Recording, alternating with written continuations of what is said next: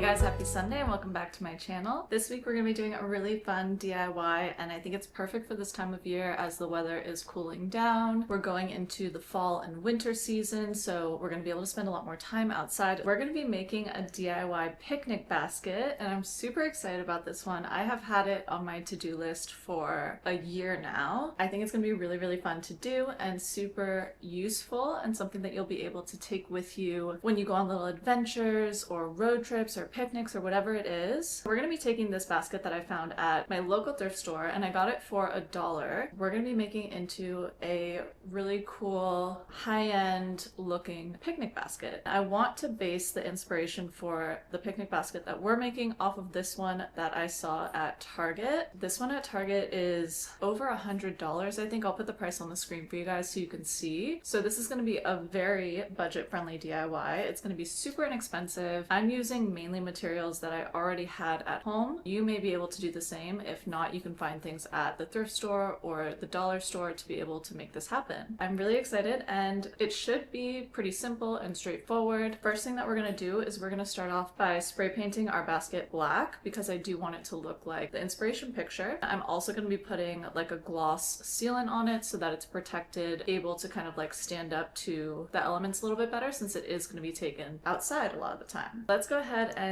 spray paint our basket and then we can go from there.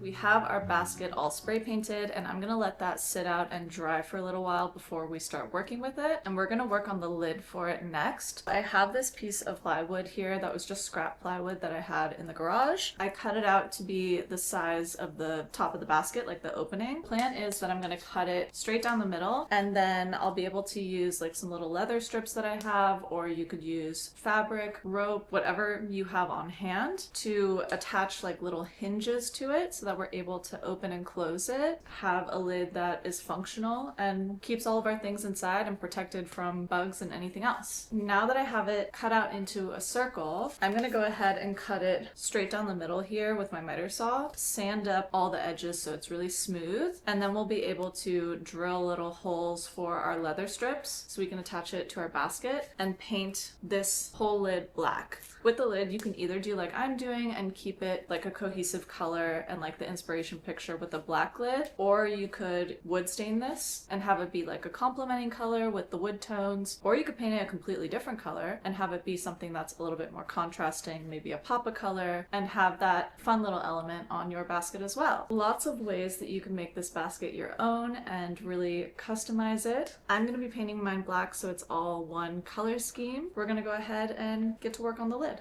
Alright, so I cut our piece of wood into two like half circle shapes. I sanded the edges. It's not like completely perfect as far as like the bumps and things on the edges, but it is smooth and that's mainly what I'm concerned with. Let me show you what it looks like on the basket so you kind of get the vision of what we're going for, and then I'll go ahead and take this out back and we can spray paint it so it'll match.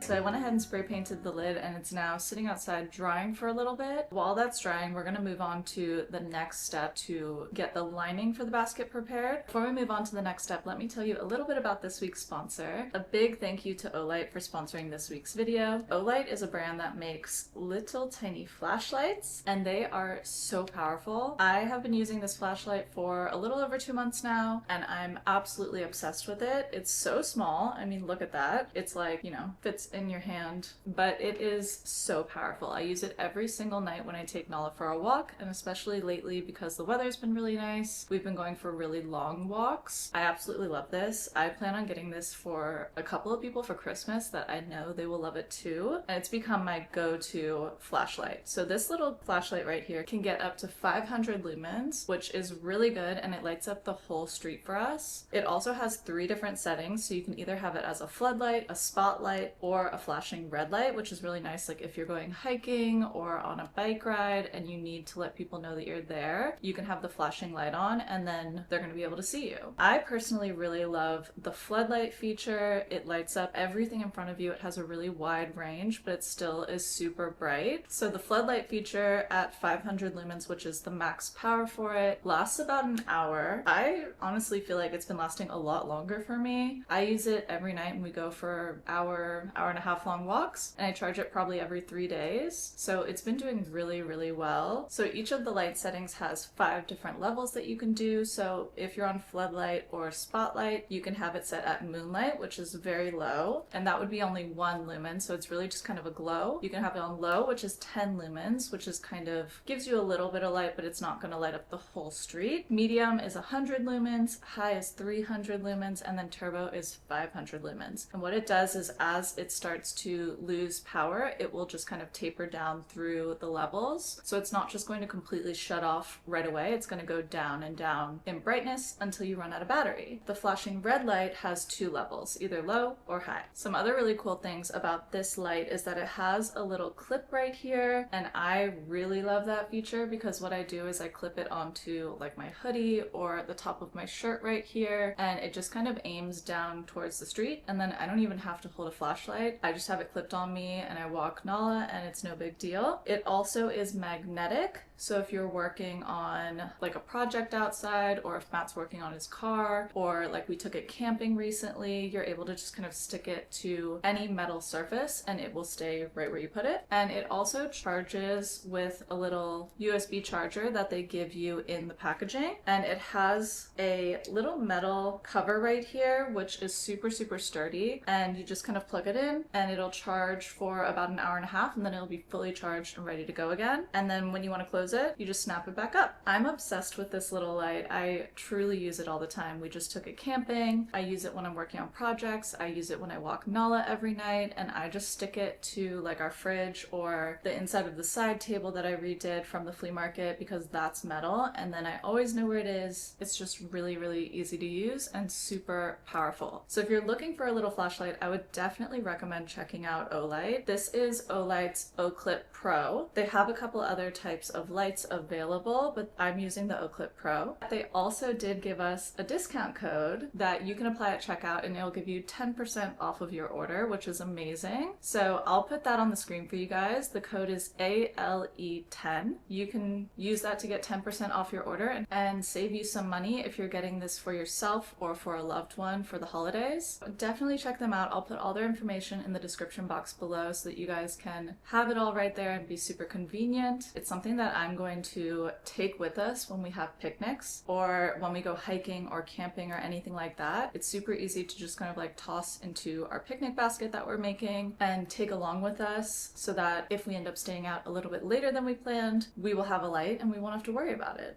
Let's go ahead and move on to the next step of our DIY picnic basket, and I want to work on making a liner for the picnic basket. We're going to be making a fabric liner, and it's just kind of to make sure nothing like falls through the cracks of the picnic basket, make it a little bit cuter, give it another design element. I also want to put some insulation between the actual basket and the liner. This is a totally optional step. If you don't want to do that, you can skip it and it would not be a big deal, but we happen to have insulation lying around from Matt working on his car. So this is what that looks like. When you peel this off, it has a sticky backing. So I'll be able to just stick it to the basket and it'll be in between the basket and the liner. So you'll never actually see it. It'll be able to keep our food cold or warm when we go on picnics so that it's a little bit more fresh and easy to transport. And another thing I like about this insulation is that it's like a foam material. You're not going to have that crinkly sound of like the insulation that is silver, which is really nice because I don't want to have to hear that. And then for the fabric liner, I pulled this piece of fabric that I have from, I think I just got it at the scrap section at Joann's when they were still with us.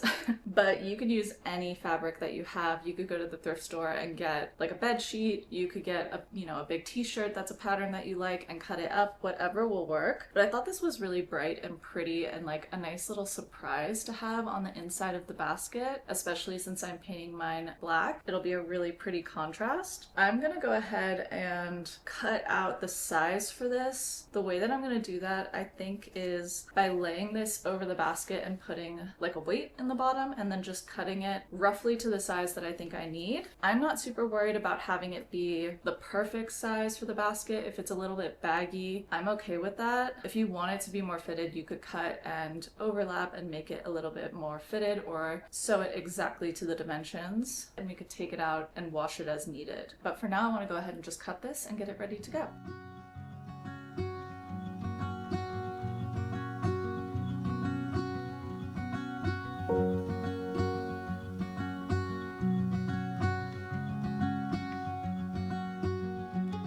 I'm going to start by just making a clean edge for our liner. I'm thinking maybe we could use like some grommets and have them attach around the edges of the basket or something like that. Either way, we're going to need a clean edge. I'm going to be using fabric glue for this. You could totally sew it. I just truly don't feel like sewing. So I'm going to use Fabric Fusion. I love this stuff. My bottle is almost empty, so hopefully we will have enough. But if you use Fabric Fusion like I am, make sure that you use it very sparingly, because if you put a ton of it and use too much, it will get kind of like hardened and you'll be able to see spots where it looks a little bit like wet, sort of. Too much can kind of mess your project up. If you use it very sparingly, it's going to work really well. So I'm just going to put some Fabric Fusion all the way around the edge of this and then fold it over so that we will only have pretty edges. We'll be able to reassess with the grommets.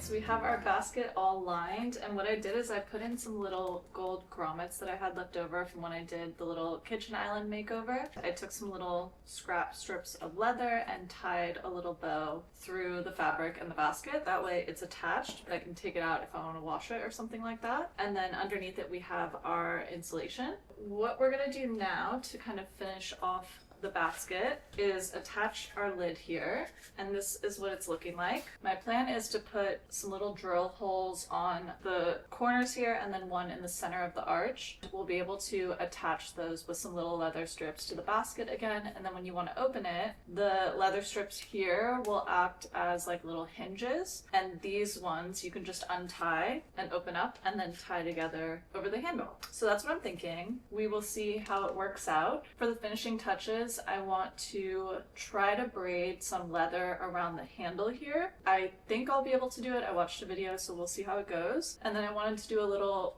4-strand leather braid and kind of just put it around the outside of the lid here just to give it a little bit more decoration. So that's what we are going to go for. So we're going to start by just attaching the lid, and then we can do all the pretty things. I did go ahead and order some thicker leather from Amazon just because I was running low on like the little scrap bits that I had. So I got this black one that I am going to use for the handle of the basket, and we're going to cut this into some smaller strips so we can do the braiding. And then I have this brown leather, and I thought that we could mix and match the brown and the black leather for a 4-piece braid to do the decorative trim on the lid to give it a little bit of a different look. So I'm going to cut these into some skinnier strips, and I'm going to try and make them as even as possible so that they look clean and even when we do our braiding. Probably just going to make them really long so that they're able to go the full distance of our braid.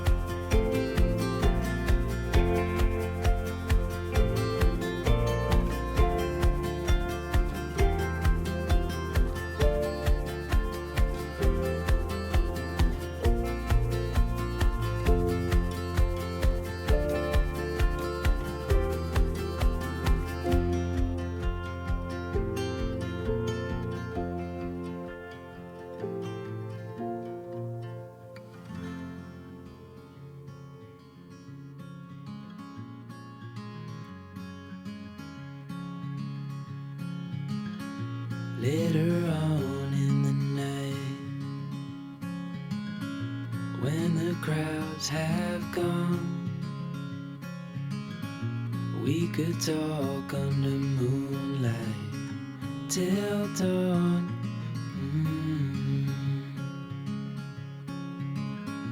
We could stay to watch the sunrise, cancel all our plans. We don't need a reason why we just can't.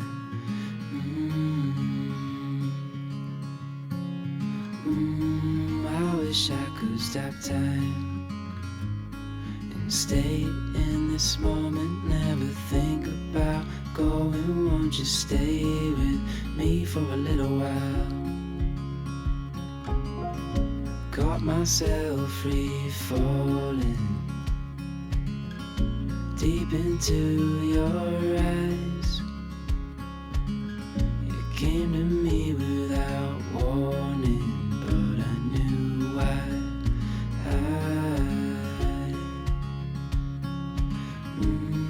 I wish I could stop time and stay in this moment, never think about going. Won't you stay with me for a little while? Stay in this moment, never think about going. Won't you stay with me for a little while?